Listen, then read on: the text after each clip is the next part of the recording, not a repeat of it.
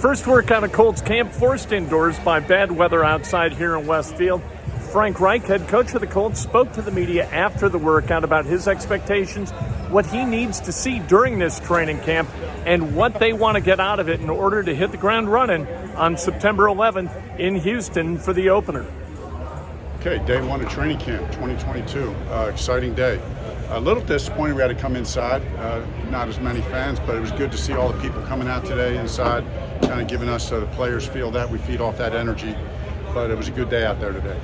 Very fast practice, focused, right? It was competitive, but we practiced smart, so good start. Frank, when everybody's talked about leadership and the it factor and all that, how do you know when a quarterback has that? The team just gravitates. You know, you feel it from the team. You know, you sense it from the team. You sense a confidence from the team, and I think that's what we feel right now with Matt as our quarterback. You know, he's just come in here in every way, physically. You know, the way he's thrown the ball, the way he carries himself, what he has meant to this team, what he said to the team. But we're just at the beginning of the road. But his experience and his leadership, I think we're all feeling it. So it's hard to explain, but there is an it. Yeah, there's definitely an it factor. There's a presence of charisma. It's hard to really put into words. I guess that's why we call it it. How much further along are you guys as offense install-wise right now than you were last year on day one, simply because of the time you got named? Yeah, I think we're a lot further along, not necessarily in the number of plays in, but just as far as execution. Like today, man, was really sharp. You know, it wasn't flawless, but it was really sharp. You could feel it. Very few mental mistakes.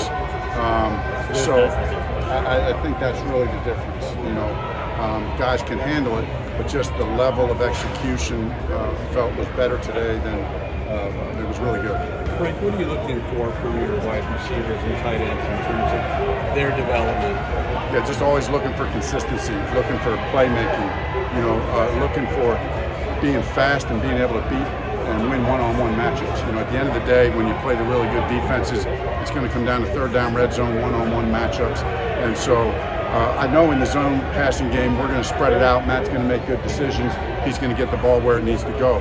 But when it comes to one-on-one play, I mean, that's what that's what gives me goosebumps. That's what fires me up about playing this game. Finding guys who can win those one-on-one matchups and give the quarterback a little bit of space. Just to follow up, we've all questioned whether you have enough in the tight end room and the wide receiver room. What makes you feel like you're in good shape moving forward? Yeah, I mean, I just have a lot of confidence in these guys. I mean, we're big, we're strong, and we're fast, and smart. And as you guys know, you know, that smart part is a really big part of our offense because we move guys around. Reggie's done a phenomenal job with these guys. I mean, Reggie, you talk about you talk about it factor. Reggie's brought an it factor to that room that I think is going to really help those young guys take a good step. Frank, there's so much energy on day one out of these guys. You have to tell them to kind of control it because we got to do this for the next 4 weeks. Yeah, no, you want to play off the energy, but we wanted to be smart, you know, and we wanted to be competitive. We got that done. We talked about it last night. We knew we'd come out here with good energy, wanting to compete, but you still got to know how to practice it, you know, fast and competitive, but still be smart. And I think we got that done today. Chris, yesterday Chris talked about the change of the schedule, camp schedule.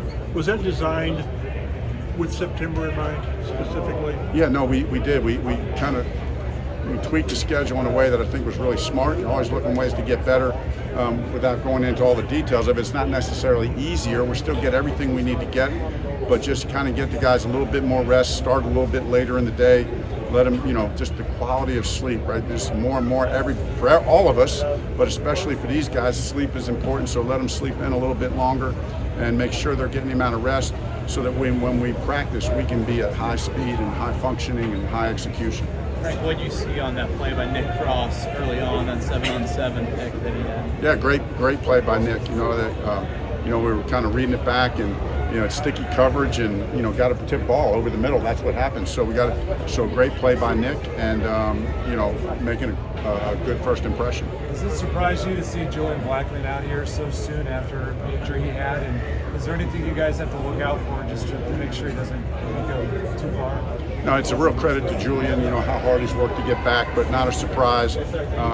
He's really been working diligently at it. So, no, when he gets a green light to go, every rep he goes, we're going full speed and getting better.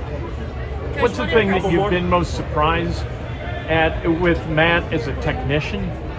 Yeah, I mean, he just his technique and the way he moves in the pocket, the way he works through progressions, you can just see his brain thinking fast but poised. Just always seems to go to the right spot with the ball, and then just extremely accurate. Is it noticeable how much quicker the ball comes out compared to whatever? Yeah, Like a decisiveness. that's a good word. There's a real decisiveness with Matt, and he's just been around the block enough to know that he's, don't pass one up to take one, to wait for somebody opening up down the field. So when he's seeing that underneath guy open, he just played enough ball to know the value of taking those and then taking his shots down the field when they're there. Frank Reich sounds optimistic about the offense, doesn't he? He knows what he needs to get out of these guys before September 11th, and he's going to try to get it. Hasn't done it yet. This is his 5th year. Colts in openers, they're 0-4. Got to change that this year.